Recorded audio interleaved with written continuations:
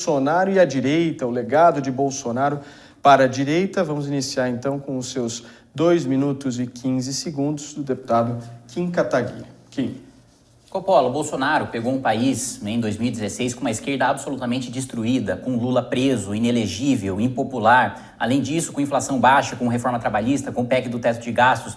Pegou um país propício para que a direita finalmente ascendesse ao poder e ficasse lá durante pelo menos 12, 16, 20 anos. E o país que ele nos entrega é um país de retrocessos no combate à corrupção, nomeação de um petista para a Procuradoria-Geral da República, nomeação de um ministro do Centrão para o Supremo Tribunal Federal, que votou em favor da flexibilização da lei da ficha limpa, em favor do foro privilegiado retroativo. Aliás, a PEC do fim do foro privilegiado foi enterrada pelo governo Bolsonaro dentro da sua base na Câmara dos Deputados. Também, além disso, o velho escândalo ali de você ter uma fábrica de chocolate que vende R$27 mil em panetone para um policial militar, que é realmente uma mágica como o sujeito conseguiu fazer isso, além do seu assessor ser o mesmo assessor que ficava rondando outros 4 assessores no gabinete de Jair Bolsonaro, e de Eduardo Bolsonaro, e coincidentemente todos eles sacavam 100% do seu salário todos os meses. E 100% do salário todos os meses, claro, uma coisa hiper comum, todo mundo que está assistindo aí com certeza também faz isso e pagava, Queiroz pagava tanto a escola como o plano de saúde da família de Flávio Bolsonaro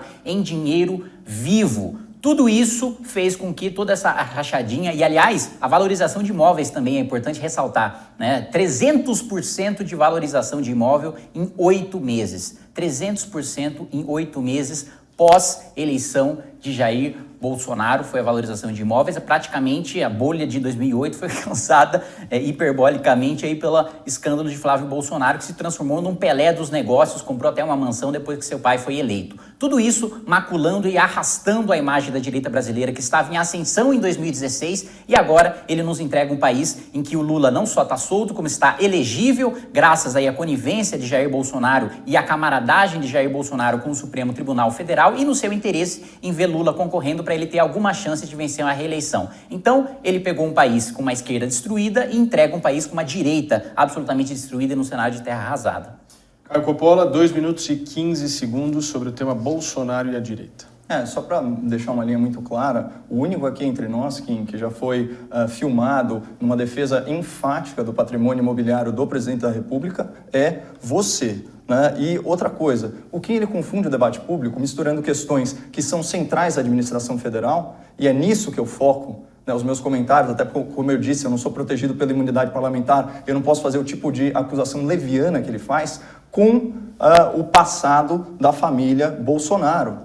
São coisas completamente distintas. Agora, sobre o desmonte institucional do combate à corrupção, Kim, e sobre o retrocesso na legislação, no arcabouço jurídico, eu mesmo já critiquei de forma incisiva cada um desses pontos, seja a nomeação do Procurador da República, ou seja a indicação do ministro do Supremo Tribunal Federal. A diferença é que a minha crítica ela é sensata, contextualizada e justa. Então, por exemplo, não adianta você colocar todo o peso de uma legislação no presidente que está lá sancionando, quando é o Congresso que faz essa lei.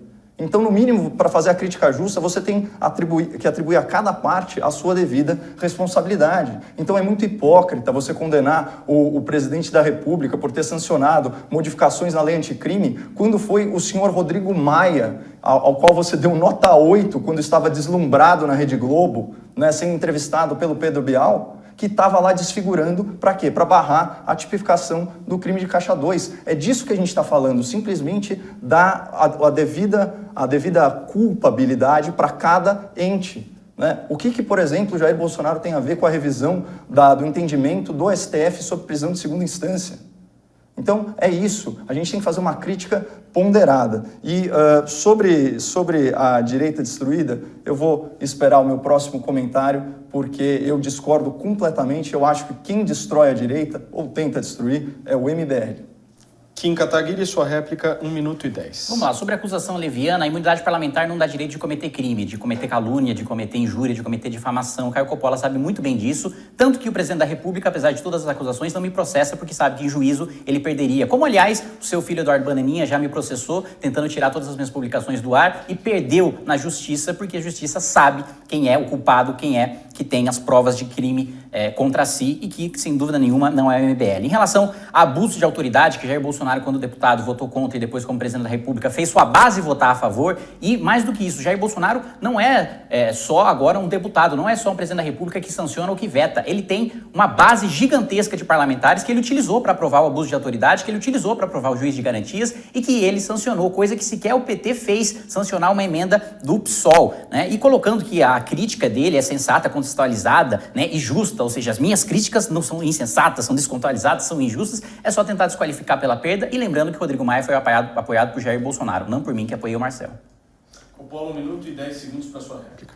O fim da picada você falar que não apoia um parlamentar ao qual você atribuiu nota 8, né? Mas enfim, vamos falar sobre a direita destruída por Jair Bolsonaro, né? E eu faço a réplica, né? Aquela lógica leninista, né? Xingue-os do que você é, acuse-os do que você faz. Onde estava o MBL quando o povo brasileiro precisou ir às ruas pela reforma da Previdência? Estava boicotando a manifestação, né? Estava fazendo o jogo sujo do sindicalismo, né, fazendo o jogo sujo dos sindicatos e falando, não, isso aqui é uma greve extremista, radicalizada, golpista, antirrepublicana, usando aqui a sua expressão. E qual é o trabalho do MBL hoje?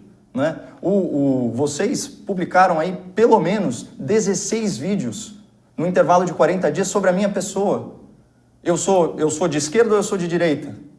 Então, vocês percebam que essa guerra de atrito, quem faz contra a direita é o próprio MBL, nessa lógica de quem pensa diferente de mim não serve, não presta para o debate público. Então, eu não acho que você tem alguma moral para falar de destruição à direita, porque você se dedica muito mais a isso do que a própria esquerda. Kim Kataguiri, sua réplica de 35 segundos agora. Pelo contrário, a minha dedicação é para salvar a direita de Jair Bolsonaro e, primeiro, a notícia falsa de que é uma expressão leninista, né, alguém que claramente não conhece a história da Revolução Russa e que repete, né, o jargão de Olavo de Carvalho sem nunca ter lido uma linha sequer do que escreveu Lenin ou do que George Orwell escreveu sobre Lenin. Então, se xingue do que você é, acusa do que você faz, isso é mentira. Essa expressão simplesmente não saiu da boca de Lenin. E sobre a reforma previdenciária, não teve um movimento que lutou mais para a reforma da Previdência desde o governo Temer, quando Jair Bolsonaro estava contra e indo para o Nordeste falando que não tinha déficit da Previdência e que a reforma da Previdência era para matar pobre. Nós estávamos defendendo a reforma previdenciária, ainda que ela fosse impopular. Muito bem, nós vamos agora então para o nosso quarto... Perdão, Caio, perdão, por favor. A sua tréplica, 35 segundos. Perdão. É um absurdo ouvir que o presidente da República é quem tisna a imagem da direita, quando no Congresso Nacional do MBL de 2019, os membros do movimento estavam lá aplaudindo de pé o ex-presidente réu Michel Temer, que à época, em 2019, respondia a nada menos que uma dezena de processos e já havia sido detido ou... vamos falar de forma mais vulgar, preso 2 vezes. Isso sim atrapalha a imagem da direita. Isso sim está associado a esse tipo de político e até hoje prestando vassalagem e bajulando ele nas redes sociais. Muito bem, agora sim nós vamos para o nosso quarto tema, este tema que foi escolhido pelo debatedor Caio Coppola, e o tema é recuperação do emprego. Nós teremos aí 2 minutos e 15 segundos para as considerações iniciais sobre esse tema. Querem tomar uma água? Tá tudo certo? Podemos? Nós estamos aqui dando um pau na Champions League, literalmente. Manchester City e Chelsea ficaram para depois, estão com 121 mil pessoas agora aqui ao vivo nos acompanhando às 2 horas e 39 minutos da tarde. Aliás, muita gente falou que esse debate seria gravado. Nós estamos ao vivo aqui, 2 horas e 39 minutos. Coppola, recuperação do emprego no Brasil, 2 minutos e 15. Bom, aproveitando o ensejo, agradecer aí essa prestigiosa e maciça audiência. Vamos falar de emprego, porque os nossos espectadores são um pouco mais antenados, devem ter percebido, se não me engano foi na quinta ou na sexta-feira, o Instituto Brasileiro de Geografia e Estatística divulgou, né, a nova taxa de desemprego, que é recorde, 14,7%, isso representa cerca de 14 milhões e 800 mil desocupados. Claramente, isso é uma linguagem técnica, certo? Como que o IBGE chega a esses números? É através da PNAD, né? Pesquisa Nacional por Amostra de Domicílios Contínua, né? Então, trata-se, na verdade, de uma projeção estatística feita com base em pesquisas. E ela contempla tanto os trabalhadores informais quanto os trabalhadores formais. O que não é divulgado, muito divulgado na grande imprensa, e que serve como uma métrica complementar e que a gente tem que prestar atenção para ver qual o estágio da evolução da nossa economia? É o CAGED, o Cadastro Geral de Empregados e Desempregados, que puxa dados aí do E-Social, puxa dados também do Web Empregador, e a gente consegue formar o saldo líquido de empregos com carteira assinada. Então, surpreendentemente, o mercado de trabalho brasileiro mostrou muita resiliência. Em 2020, ano da pandemia, ainda assim foram 142 mil novos empregos de carteira assinada gerados. Quando a gente traz agora para esse ano, no acumulado até abril, a gente está falando de 957 mil empregos de carteira assinada gerados. Pessoal, isso é muita coisa.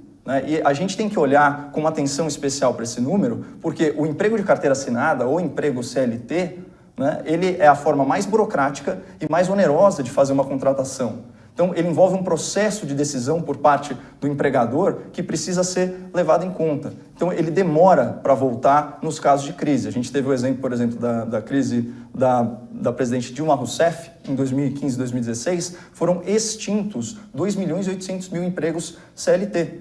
E a retomada foi muito mais lenta do que o que está acontecendo agora, e isso associado a outros números macroeconômicos pinta um cenário muito menos pessimista do que o que a gente está acostumado a ver. Muito bem. Kim, 2 minutos e 15 para a gente falar sobre a recuperação do emprego. Bom, quem está vivendo a realidade do dia a dia sabe muito bem que não precisa ser pessimista para você ver a realidade trágica como ela está hoje para a nossa situação econômica. Primeiro, que a principal reforma para a retomada do emprego seria a reforma tributária, que o ministro Paulo Guedes falou há 1 ano e meio que enviaria na semana que vem. A gente está esperando essa semana que vem até hoje. Agora, ele não só diz que não vai enviar na semana que vem, como vai dividir a reforma tributária em 4 partes diferentes e burocráticas. Ou seja, a reforma tributária foi absolutamente jogada no lixo pelo governo Bolsonaro e seria a principal para a gente retomar a nossa economia. A reforma administrativa, que seria a segunda principal, o governo Bolsonaro mandou uma reforma administrativa sem ninguém da elite do funcionalismo público, sem juiz, sem promotor, sem político, e ainda boicota a minha emenda antiprivilégio, que faltam só 30 assinaturas para eu conseguir essa pressão dos parlamentares para eles assinarem, que inclui todas as categorias da elite do funcionalismo público, porque Jair Bolsonaro boicota com a sua base essa emenda que melhoraria e muito a situação das contas públicas do nosso país e também do emprego. E para além disso, ele aumenta o próprio salário e coloca um piso ali de R$39 mil praticamente para aqueles militares que acumulam funções dentro do governo, pagos com o seu dinheiro só para ele dar um aumento de salário para si próprio e para o vice-presidente da República. Além disso, o que a gente teve foi o recorde de empregos informais, que é o que mostra exatamente o CAGED que o Coppola acabou de citar. E também uma diminuição da renda média, da renda básica de cada um desses novos empregos, ou seja, são pessoas que pararam de procurar os empregos da sua graduação para procurar subempregos e que conseguiram esses empregos agora ao custo do aumento do índice de miséria. Para além disso, a gente tem aí inflação recorde desde o Plano Real, IPA nos últimos 12 meses, 50%, IGP 37% nos últimos 12 meses. O governo Bolsonaro ligou a impressora, ligou a máquina de fazer dinheiro, expandiu a oferta monetária em 50% nos últimos 12 meses. Nem Lula, nem Dilma fizeram isso. Acho que nem Ciro Gomes, se virasse sócio da Xerox, faria uma coisa parecida com o que o Bolsonaro está fazendo da desvalorização da nossa moeda. E além disso, o Fundo Monetário Internacional ainda mostrou que os países que mantiveram o distanciamento e isolamento social são aqueles que estão recuperando mais rapidamente do pós-pandemia, porque não são as medidas de distanciamento que são recessivas, mas a pandemia em si, que traz insegurança e que faz com que os investimentos fiquem parados, como a gente observou em toda a pandemia da história da humanidade, com o coronavírus não está sendo diferente. Coppola, 1 minuto para a sua réplica. Bom, ainda bem que a gente não mora num país tão pessimista quanto o Kim. Ele fala do dólar, ignorando que nos últimos tempos ele sai de 5,70 para 5,20. Ontem ou anteontem, se não me engano, a Bolsa de Valores bateu seu recorde histórico. Isso é um mercado que não tem ideologia precificando os ativos brasileiros. Investindo no Brasil, em última análise, o volume de crédito superior a 4 trilhões e 500 bilhões de reais também é recorde. A arrecadação recorde de impostos. Ora, isso sinaliza a retomada da economia. E não é possível o que eu ouvi falar aqui, quando todos os especialistas, agências internacionais falavam que o PIB brasileiro ia cair 9%, a retração foi de 4%, e essa semana o PIB desse ano já foi revisto da casa de 3% para 4%. Tem gente cravando que vai ser 5%. Então essa é a realidade. Pessoal, vocês têm que se ater a um fato que é o seguinte: desânimo, desesperança são armas de comunicação política. São armas de comunicação política. O que eu quero mostrar aqui é que existe um Brasil que está dando muito certo e que está sendo varrido para debaixo do tapete simplesmente por uma questão de militância.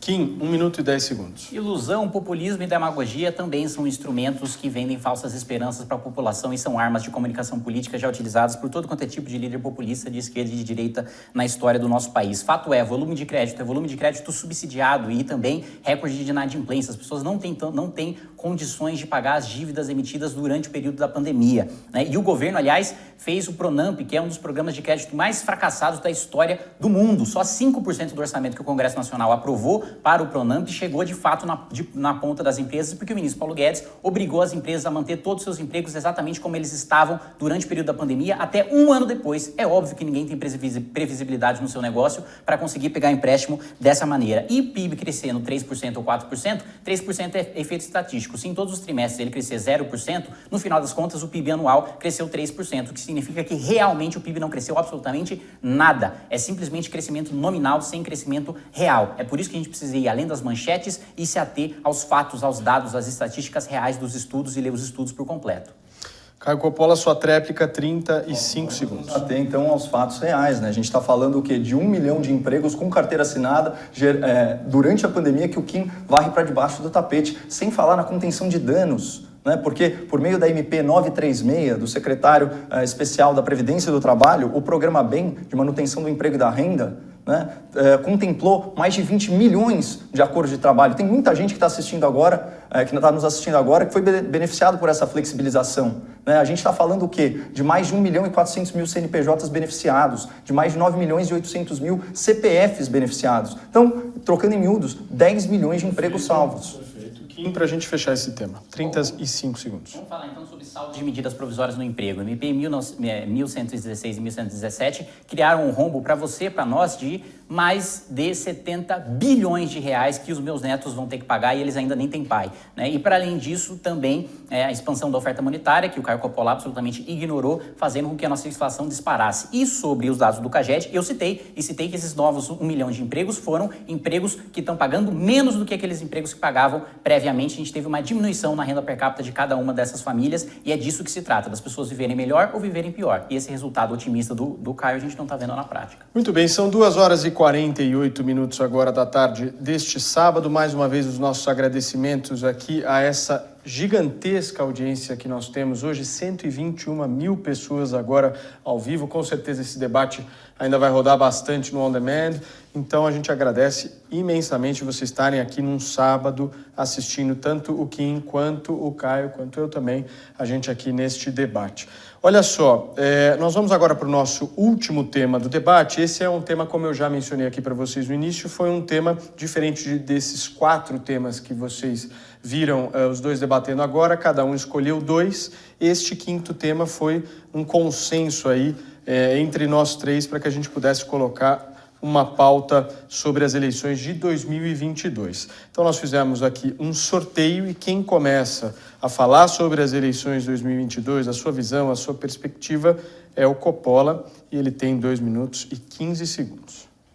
Eu sou um entusiasta da democracia e eu adoraria viver num país em que a realidade eleitoral nos propiciasse uma série de bons candidatos com os quais nós nos sentíssemos representados e pudéssemos escolher. Eu não tenho nenhum preconceito contra uma candidatura de terceira via, de quarta via, de quinta via. Eu acho que isso seria salutar. Mas eu vivo no mundo real. E de tudo que foi falado nesse debate, eu gostaria de transmitir uma mensagem para o nosso espectador, que é a seguinte: não existe equivalência moral entre Lula e Bolsonaro. Eu vou repetir para frisar: não existe equivalência moral entre Lula e Bolsonaro. Tá? Ainda que todas as acusações, sejam elas levianas ou não, contra o presidente da República fossem verdadeiras, e provavelmente não são, ainda assim, o Bolsonaro está para o Lula como uma unha encravada está para um pé quebrado.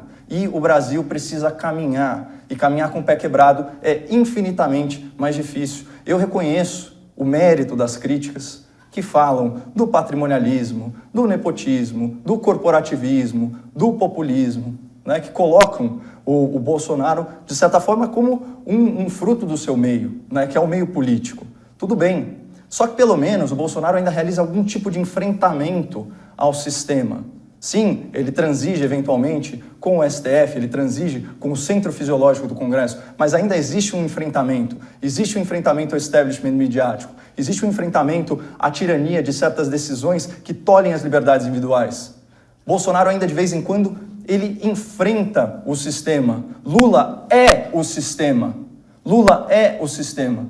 E é uma pena ver jovens promissores, como o Kim Kataguiri, falando que num eventual segundo turno anulariam o voto. Eu repito, não existe equivalência moral entre Lula e Bolsonaro. E ao longo desses meses eu vou provar isso nesse canal. Menos pelos méritos do Bolsonaro, muito mais pelos deméritos do Lula. Em 2 minutos e 15 segundos para você falar a sua visão sobre as eleições de 2022. Eu não quero nem unha encravada, nem pé quebrado. Eu acho que a gente precisa caminhar muito bem com as duas pernas e é isso que a gente precisa fazer, construindo uma alternativa de terceira via para as eleições de 2022. O que a gente viu no governo Bolsonaro foi um governo de sistema, né? O governo Bolsonaro triplicou o número de emendas parlamentares. Não acredite em mim, acredite no Tribunal de Contas da União. Triplicou o número de emendas parlamentares, pagou mais do que Temer, do que Dilma, do que Lula. Aliás, mais do que Dilma 2 e Temer somados. Temer havia batido o recorde de emendas parlamentares, Bolsonaro triplicou esse número e sabe do que mais? Ele proibiu o Tribunal de Contas da União de fazer fiscalização. Eu, como membro da Comissão de Fiscalização e Controle, não posso fiscalizar as emendas parlamentares, né, do Congresso do Centrão, corrupto e etc., que Bolsonaro blindou graças a uma emenda constitucional aprovada com o seu apoio e da sua base ainda em 2019. Para além disso, né, Bolsonaro confunde-se com o sistema 1000%. Quer mais sistema do que um petista para a Procuradoria-Geral da República? Quer mais sistema do que juiz de garantias? Quer mais sistema do que limitação de delação premiada? Quer mais sistema do que abuso de autoridade contra juiz, contra promotor, contra policial que combate o crime, que combate a corrupção? Quer coisa mais sistema do que dá o DENOX, dá o FNDE, dá a FUNASA, dá o Ministério das Comunicações, dá a Secretaria de Governo, tudo para o Centrão? Quer coisa mais sistema do que isso? São mais de 200 bilhões de reais em orçamento nas mãos do Centrão sob o governo Bolsonaro. Não existe nada mais sistemático do que isso. Não existe nada mais corrompido, patrimonialista, sujo, imoral do que isso, que é exatamente o que Lula fazia, inclusive agora com a mesma prática de compra de parlamentares com dinheiro público por meio do Tratorlão, né? E para além disso, né, com o ministro fazendo laranjal para vencer a eleição, e esse fracasso e esse cenário de terra arrasada não é o meu pessimismo não, é o que as eleições de 2020 mostraram. Bom, o Caio pode dizer que as urnas estão fraudadas e que a gente não pode considerar as eleições de 2020, mas fato é que os maiores vencedores dessas eleições foram o Centrão e as esquerdas. Bolsonaro foi um completo fracasso. Dos 59 candidatos que apoiou, apenas 12 venceram e esse é o retrato que a gente tem para 2022. Se a gente não construir uma alternativa viável, Bolsonaro vai para o segundo turno com Lula e vai perder. E eu não quero ter esse pé quebrado durante os próximos, pelo menos, 4 anos. Coppola, sua réplica. Bom, não chegamos aqui no cerne da questão, Kim. Quem seria pior, Lula ou Bolsonaro? Você tem uma audiência jovem enorme, muitos deles vão votar pela primeira vez. E eles vão se deparar com isso. E é uma decisão madura, uma decisão adulta, né? Ainda que tudo que você falou fosse verdade, ainda que fosse, não é, ainda que fosse verdade, não chegaria aos pés do mal que seria a volta do lulopetismo para o Brasil. Né? Você tem, se for para falar, sei lá, numa metáfora em cinema, Bolsonaro é tipo um Rambo, ele está lá na selva, é um sobrevivente, arranja confusão com cada um que cruza o seu caminho. O Lula é o poderoso chefão, ele não move um músculo. Se ele tem problema na justiça, ele liga para a turma dele na justiça. A imprensa cuida de fazer as coisas. Na classe média, ele recorre ao PSOL. E tem um monte de gente fazendo trabalho sujo para o Lula, inclusive o MBL, que fica aqui desgastando o governo e desgastando pessoas que são da direita e que não pensam estritamente como o MBL. É assim que funciona. Kim, sua réplica. Vamos lá, primeiro, né, ainda que fosse verdade, ainda que falando que as coisas que eu falei não são verdade, mas sem provar absolutamente nada, sem apontar absolutamente nenhuma falsidade, sem falsear nenhum dos meus argumentos, apenas dizendo que ainda que fosse verdade, né, como ele já fez também no debate anterior, fugindo completamente, na fala anterior, fugindo completamente do mérito da questão. Se ele tem problema, o Lula liga para a justiça, exatamente o que Jair Bolsonaro fez, nomeando assessor de Dias Toffoli e Gilmar Mendes para hoje André Mendonça, ministro da Segurança Pública, ministro da Justiça, nomeou nomeou um assessor de ambos, nomeou um petista para a Procuradoria-Geral da República. Que coisa pior do que isso? O Congresso é corrupto? Tem muita gente corrupta lá dentro? Tem. E por que a Procuradoria-Geral da República não faz nada? Porque Bolsonaro nomeou ela para servir ao sistema, para servir a maior parte do Centrão corrupta e fisiológica. E pagou mais dinheiro para o Centrão do que qualquer petista, do que qualquer Michel Temer, do que qualquer Fernando Henrique, Collor, Sarney pagou na história do país. Veja os dados do Tribunal de Contas da União, ele triplicou o número de emendas sem fiscalização. Alternativa, eu tenho um trio muito bom para construir essa viabilidade, sair dessa falsa dicotomia criada por Caio Coppola. Moro, Danilo Gentili e Amoedo, que são 3 nomes que têm dialogado bastante, que tem tudo para se dar bem nas próximas eleições. 35 segundos de tréplica, Coppola. Olha, Kim, você vai me desculpar, mas eu não sou criador da realidade, eu sou comentarista da realidade. Né? A pesquisa Exame que você utilizou para corroborar aí o Danilo Gentili com 8%, pelo amor de Deus, na pesquisa espontânea o Danilo Gentili não aparece.